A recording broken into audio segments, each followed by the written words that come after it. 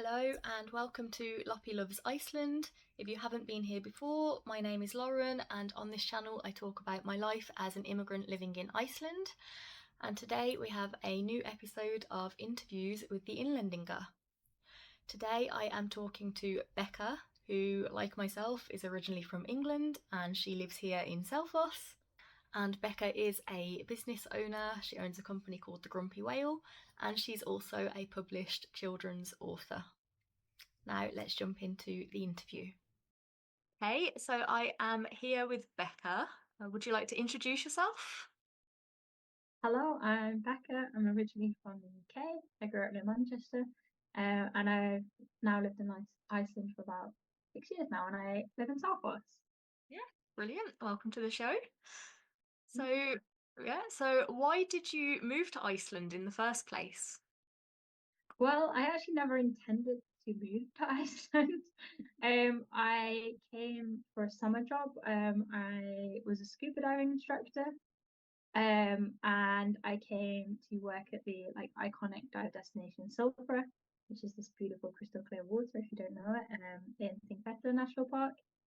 And I just came for like a 3-month contract, and it was just meant to be like a really fun kind of summer working holiday. And then I was going to move on to probably warmer climates, but I don't know. There was something about Iceland that kind of kept me here, and I wanted to keep exploring. So, long story short, I'm still here. Yeah. That brings us nicely into the next question. So is that still the reason that you live in Iceland? Like the No, job? Mm-hmm. no. Like I still work in tourism, Yeah. and I still love it. But unfortunately, I have a baby now, and scuba diving lifestyle doesn't quite match up with having a young baby for me. What is the youngest actually that someone could go diving in Silfra, out of curiosity? It's Silver. Yeah. It's 18. Yeah. Just because of the national park rules. Yeah. And you can go snorkeling from 12. Yeah. Okay. Yeah. So, Mm. but yeah, scuba diving from 18, and you have Yeah. to be like dive within the national park. When you go to the national park, you have to be like a fully qualified scuba diver Yeah. with dry suit qualification or experience. Okay. Okay. Mm-hmm. And do you speak Icelandic? I'm learning. Yeah. I'm learning. I find it really difficult.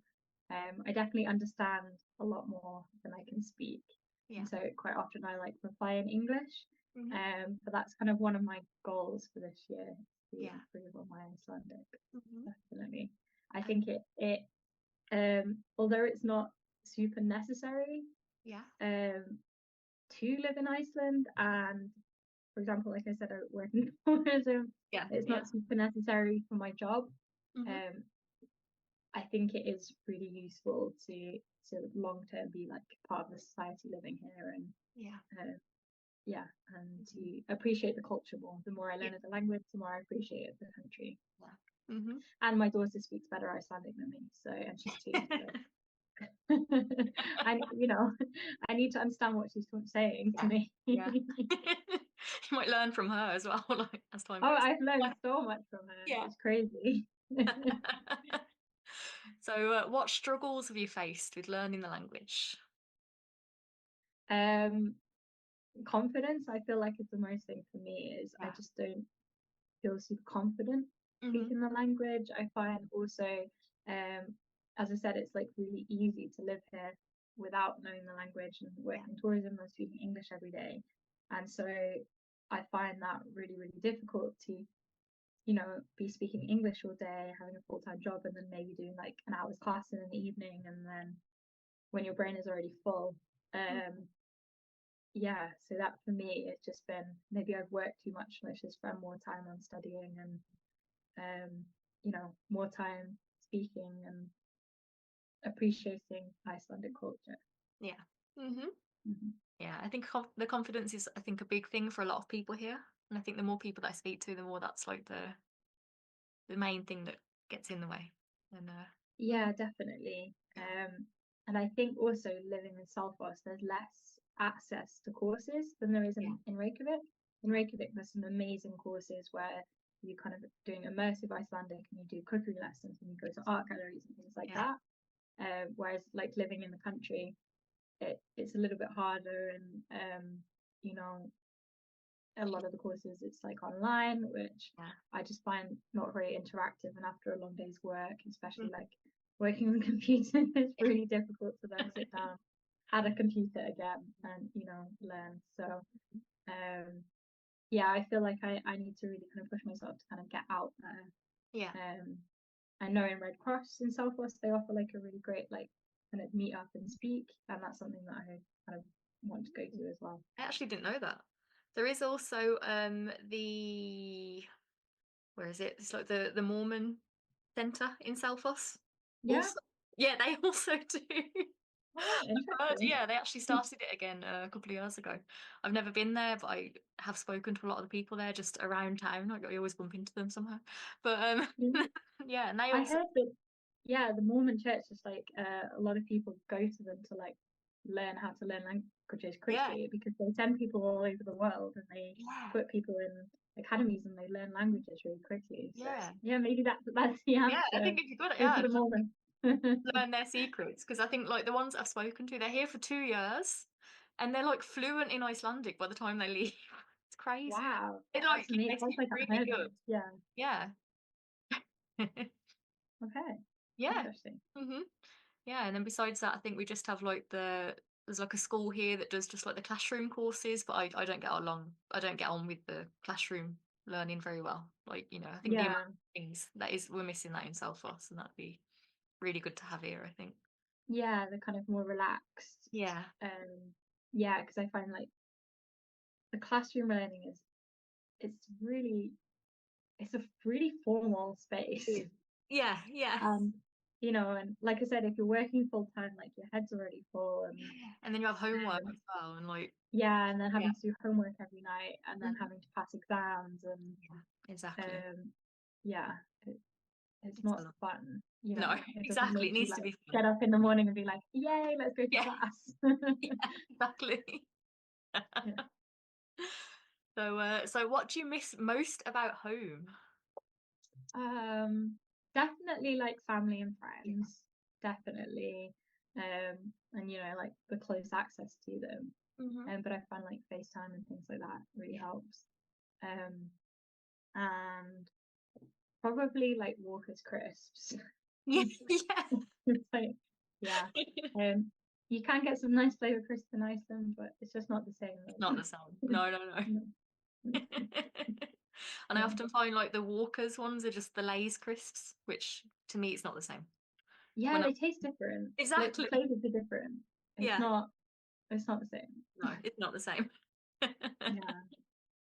hmm And what do you enjoy the most about living in Iceland? Definitely, I would say the hot water. Like Mm. just going out into nature and finding a hot tub is Yes, like the yeah. nicest thing ever. hmm And it really makes living here, like even if you just go to a local swimming pool, it makes living here in the dark, cold winters just like Yeah, super bearable. And it makes like going out for a day on the hike in the mountains yeah. just like it's such a nice treat afterwards. Mhm. So yeah, I would say that's like the number one for me. That's a good one. I wouldn't have thought of that, but yeah, that's a good one. It's a good one. I'm not sure if I'd have stayed in Iceland this long if I didn't have a hot tub. Like when I worked at Silfra, every night I'd be cold down to my bones, Yeah. and I'd go to the local swimming pool and I'd get in the hot tub and I'd like soak for an hour until I could feel my toes again. Yeah, it's nice Yeah, having it, isn't it? Especially, I yeah. like it when I get invited like to someone because we don't have a hot tub, but I like it when I invited to someone's house who does have one or like a summer house or something. And I love Mm, being in a hot tub in the snow. It's just like so yeah, cozy. Like it's so nice. Yeah. definitely. hmm Yeah, it's just it's nice being like so cozy. Yeah, yeah. Yeah. And is there anything you'd like to see in Iceland in terms of like maybe infrastructure or even just like restaurants or entertainment? Oh, that's a Yeah. good one. Um, yeah, I don't know. I would love to see a train at some point in Yeah. Iceland. Like This we're is so reliant on cars yeah, and vehicles in general, and yeah, that's one thing I really miss is kind of more like more options. public transport and yeah, more options. I think that Mhm. would be so nice. I kind of have a dream of like having a train around the whole ring road, Yeah, me too. because there's thousands of cars go every day, and it's like the same people going to the same places, and it would just be so nice to have a train. That's my number one thing is I would love to have a train here. At Yeah. least from like the airport to Selfoss as a minimum. Like, Yeah, exactly. I think that would take so many cars off the road. It'd be crazy, and it would also make life so much easier. yeah, yeah. And actually, Yeah, so far, every interview we've had, that's been the thing they've mentioned is like public transport. really. Yeah, Okay. that's been the common theme throughout these interviews so far. So Yeah, there's a definite need for more yeah. Because options. if you don't have a car here, then you're quite trapped. And like, Hmm. in the first 6 months I was here, I didn't have a car, and I spent my days off like begging friends, or Yeah, I was really lucky. I worked for a tour company, so just went on tours. yeah, yeah. But if you're a tour guide all week, sometimes you need a rest from tourists a little bit. So, Hmm. yeah, I think it's definitely, if you live in Iceland, unfortunately, you You do do. need access to a car. Yeah, Yeah. mhm, definitely. And what do you wish you'd known before moving here, if anything? Oh, Hmm. I don't know. I wish I'd known how long I would Yeah. stay, Hmm. because I think then I would have made more effort with the language to start with. Hmm. Um, I think the first year that I was here, I just learned, the basics that would get me by in a supermarket, and to be polite to people. But because I wasn't going to stay here longer, I didn't really try, and I wish I'd made more effort at the beginning, because I think it Yeah. would have been much more easier. Hmm. Yeah, to do it then. And what else do I wish I'd known? Um, yeah, it's a really good question. Hmm. Um, Does it have to be anything else? Yeah, you can't think. no, yeah, I just, Yeah, yeah, it's fine. Hmm. maybe I wish I'd had more awareness of maybe like how the infrastructure and the tax system works, Yeah, and that's a good one actually. um, Yeah. yeah, things like that, because I spent, again, my first year here, like a good amount of time going between government buildings. But I feel like it's got better now. Like a lot more of the stuff is not only online and accessible in Icelandic, Yeah. much more than it was, but a lot of it now is also in English and Polish. And Yeah. like I feel like it's online a lot more accessible Hmm. than when I first came, and you can submit a lot of online forms. Yeah. Whereas I remember one day going between like the sheriff's office, the Mhm. immigration office, like with one piece of paper, and I had to get like Just a trying to signature get from each everyone stamped place. or something. Yeah. Yeah, and then my address wasn't registered properly in one place, so I had to go to another place. Yeah, it was crazy. Yeah. Whereas now you can just do that online so easily. Hmm. Yeah. Better. Yeah, Yeah. I think they're updating a lot of the systems now. So like Mhm. just before Brexit, I got my EHIC card, the European health insurance thing. And Yeah. then when it expired, Iceland it's has to be available for everyone who lives in Iceland because it's residency based, not citizenship based. But Yeah. the online form, if you weren't an EU citizen, the online form wasn't letting you apply for it. Yeah. Yeah, so you had to email them and tell them like, this is illegal, you have to send me one. And they Really? yeah, yeah, and I they thought I would. didn't have I thought I didn't have access to it, but Yeah, now you can do see. it. Yeah, yeah, yeah. Hey, So, I've so learned I've something literally from only found out recently. So people were emailing to be like, this is illegal, and a lot of people managed to get the cards that way. But when yeah. mine expired, I just never bothered because I was like, I can't be bothered to argue with them. No, exactly. Week, It's hard. yeah. Last week, I was like, I want to try and get it. So I just went onto the online form and I was expecting it to say, like, we can't give you one. So I could take a screen, Yeah. like, send it to them and say, like, look, I need one. Oh, I'm gonna make note of Yeah. But this. the form just accepted me online now and it came in the post a few days ago. You can get Oh, them. okay. I'm gonna But try yeah, again. When I did it like a few months ago, it was like I could register for my husband, I could register for my daughter, who are Icelandic yeah, citizens, but not for me. yeah. So So yeah. try it again, definitely.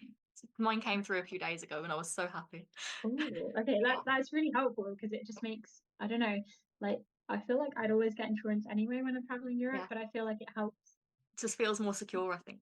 Yeah, more secure, and like Yeah. you feel like you don't have to like dig through insurance paperwork. You can just show a card. Yeah. Exactly. Yeah.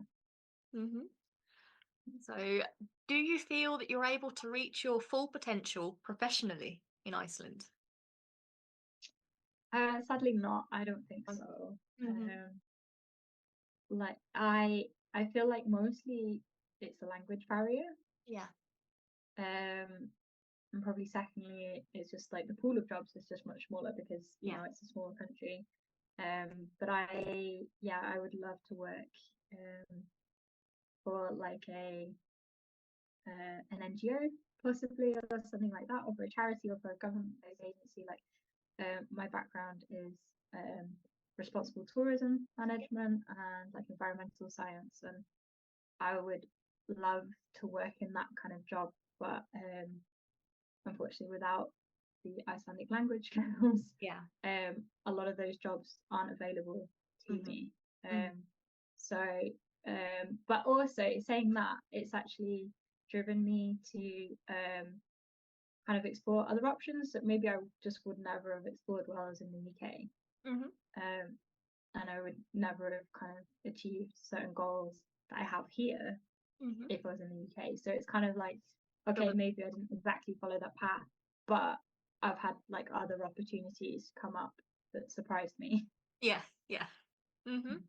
Yeah, I think it's like a double-edged sword here because it's like, yeah, sometimes it feels like blocked on one way, but because it's such a small population, if you start something, you've got like a, you know, I think you're more likely to be the first person in the country to have started that particular, business or something when you're here because yeah.